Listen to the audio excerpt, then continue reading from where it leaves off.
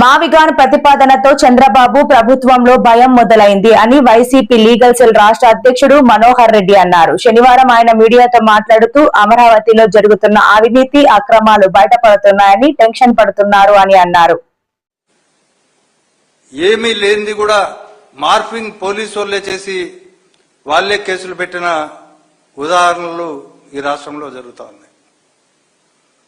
ఇంతకుముందు Telangana journalist KV Reddy అని అతను ఉస్మానియా యూనివర్సిటీలో జర్నలిజంలో గోల్డ్ మెడలిస్ట్. అతని పైన పోలీసులు కేసు పెట్టి కర్నూలు అక్కడ పోలీసులు అతని తొడలపైన అవన్నీ బూట్ల కాళ్లతో తొక్కిబట్టి అతన్ని జుట్టు బట్టి కొట్టి చాలా నానా చిత్రహింసలు పెట్టడం జరిగింది. ఏబిఎస్ కార్పస్ పిటిషన్ వేసిన తర్వాతనే అతన్ని విడుదల చేయడం జరిగింది కేవీ రెడ్డిని. అవి ఆయన ఎక్కడ ఏం బూతు మాట్లాడలే. అందులో ఆయన పైన కేసు పెట్టాల్సిన అవసరం లే. ఆ కేసులో శివోహం అనే కార్యక్రమాన్ని మహా టీవీ వంశీ నాగార్జున యూనివర్సిటీ సమీపంలో జరుగుతుంటే అందులో శివుని కంటే గొప్పవాడు చంద్రబాబు, శివుని రూపంలో వచ్చే అమరావతిని కాపాడాడు అనంటే ఇతను వ్యంగ్యంగా బాలాజీ కంటే బాబూజీ గొప్పవాడా అని ఒక కామెంట్తో ఒక వీడియో చేస్తే దానిపైన కేసు పెట్టారు. దేవుళ్లతో పోలిస్తే చంద్రబాబును ఆ వీడియో చేసిన దాన్ని కేసు పెట్టారు.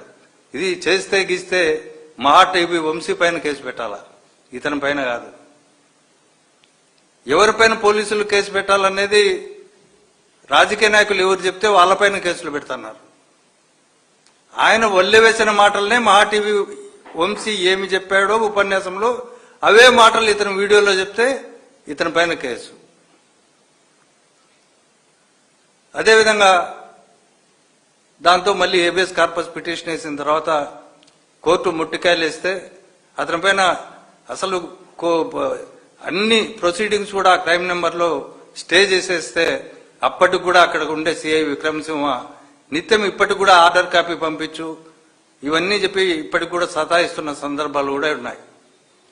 అయితే ఇదే సందర్భంలో కేవీ రెడ్డి యూట్యూబ్ ఛానల్లో మరో వీడియో చేస్తే దానిపైన విజయనగరం బాడంగి పోలీస్ స్టేషన్లో కేసు. ఎక్కడ విజయనగరం, ఎక్కడ హైదరాబాదు, అక్కడ ఒక దళిత వ్యక్తితో ఒక కేసు పెట్టిస్తారు పోలీసు వాళ్ళు. ఇది ఉద్దేశపూర్వకంగా అతని పైన కక్ష తీర్చుకునేదానికి. అతను ఈ వీడియోలో ఏం చెప్తాడంటే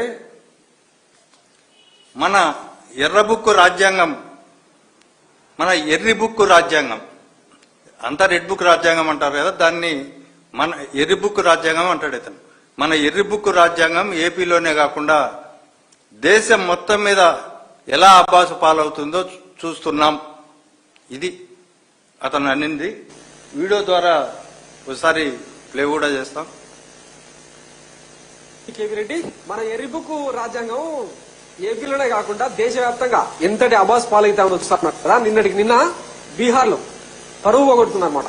విషయం ఏంటంటే సునీల్ నాయక్ ఐపీఎస్ గతంలో అంటే ఆయన బీహార్ క్యాడరే 2005కు సంబంధించిన బ్యాచ్ డెప్యుటేషన్ మీద ఆంధ్రాకి వచ్చి వైఎస్ జగన్మోహన్ రెడ్డి టెన్యూర్ లో పనిచేసిన ఆయన స్పష్టంగా మాట్లాడేదేంది, ఎర్రి బుక్కు రాజ్యాంగంలో అనే పదం వాడితే కంప్లైంట్లో ఆ క్రైమ్ నెంబర్లో దీంట్లో కంప్లైంట్ ఇచ్చిన దాంట్లో అండర్లైన్ చేసిన చూడండి, ఎర్రి డాష్ అని. ఆ పదం మనం మాట్లాడలేము. ఇట్లా రాజ్యాంగాన్ని ఇట్లా అన్నాడని చెప్పి ఒక తప్పుడు కంప్లైంట్ ఇప్పించుకొని, కనీసం పోలీసు వాళ్ళ జ్ఞానం ఉంటే అసలు ఆ వీడియోలో ఏం మాట్లాడినాడు, కంప్లైంట్ ఏమొచ్చింది, అది కరెక్టేనా, వీడియో 1కి 10 సార్లు చూసి ఇది నిజమే అని ఉంటే అతని పైన కేసు పెడితే దాన్ని అందరు అభినందిస్తారు. ఎవరైనా మన రాజ్యాంగాన్ని, అంబేద్కర్ రచించిన రాజ్యాంగాన్ని ఎవరు అవమానపరిచినా తప్పే. కానీ ఇతను రెడ్ బుక్ రాజ్యాంగాన్ని ఎర్రి బుక్ రాజ్యాంగం అన్నాడు, ఇంకోటి పిచ్చి రాజ్యాంగం అంటాడు. అసలు ఇందులో తప్పేముంది? అసలు రెడ్ బుక్ రాజ్యాంగం అనడమే తప్పు. పదే పదే లోకేష్ గారు ఎక్కడ పోయినా రెడ్ బుక్ రాజ్యాంగం గురించే మాట్లాడుతున్నాడు వాళ్ళ కార్యకర్తల సమావేశాల్లో కూడా. మరి దాన్ని ఆ రెడ్ బుక్ రాజ్యాంగాన్ని ఎర్ర బుక్ రాజ్యాంగం అంటే అదేదో మా పెద్ద నేరం అయిపోయినట్టు. అతని పైన విజయనగరంలో కేసు పెడితే విజయనగరం నుంచి 14-15 గంటలు పోలీసు వాళ్ళు ప్రయాణం చేసి వాళ్ళ ఇంటికి వచ్చి అతన్ని అరెస్టు చేయబోతా ఉంటే లోకల్ పోలీసులకు మీరు ఇన్ఫార్మ్ చేసినారా అని చెప్పి అక్కడ చైతన్యవంతమైన తెలంగాణ జర్నలిస్టులు వాళ్ళు నిజంగా అభినందించాలా. వాళ్ళంతా అడ్డుపడి ఎక్కడో అక్కడ కేసు పెడితే ఇక్కడికి ఎందుకు వచ్చారు? అసలు ఆ కేసు ఎఫ్ఐఆర్ చదివారు వాళ్ళు, చదివి వీడియో కూడా చూపించారు పోలీసు వాళ్ళకి. అసలు ఇది తప్పుడు కేసు కాదా అని. పోలీసు వాళ్ళేమో మా బాసులు చెప్పారు, వాళ్ళను మేము సంతృప్తి పరచాలా. అసలు ఇప్పుడు ఆ పోలీసుల పైన కేసు పెట్టాలా, కంప్లైంట్ ఇచ్చిండే వాని పైన కూడా ఇద్దరిపైన తప్పుడు కేసులు పెట్టాలా. ఇద్దరు తప్పు చేశారంటే వాళ్ళపైన ఇప్పుడు నిజంగా కేసులు పెట్టి వాళ్ళని అరెస్ట్ చేయాలా ఆ పోలీసులను కూడా. అంటే కనీసం కంప్లైంట్లు ఏమున్నాయి, అసలు ఆ వీడియోలో ఏముందని కూడా కనీసం ఎవరైనా కాస్త తెలివి ఉన్న పోలీస్ ఆఫీసర్ చేయాల్సిన పని కదా అది. ఎందుకు ఇంత కక్షమేకి? ఎక్కడైనా ప్రభుత్వాన్ని ప్రశ్నిస్తే ఈ విధంగా ఎక్కడెక్కడ దొరుకుతాడు, ఏమేమి తప్పుడు కేసులు పెట్టచ్చని. అంతకుముందు చూసాం ఒకరిపైన గంజాయి కేసు పెట్టడం, సోషల్ మీడియాలో పోస్టులు పెడుతున్నారని గంజాయి వాళ్ళు తెచ్చి ఆయన కారులో పెట్టి గంజాయి కేసు పెడితే అది హైకోర్టు స్టే విధి ఇచ్చింది, అది సుప్రీంకోర్టు వరకు.